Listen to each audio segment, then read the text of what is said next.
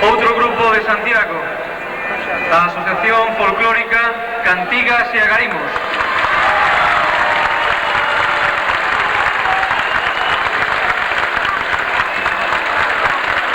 Os grandes grupos da cidade están presentes nesta final. Van bailar Muiñeira e Jota de Soutomaior.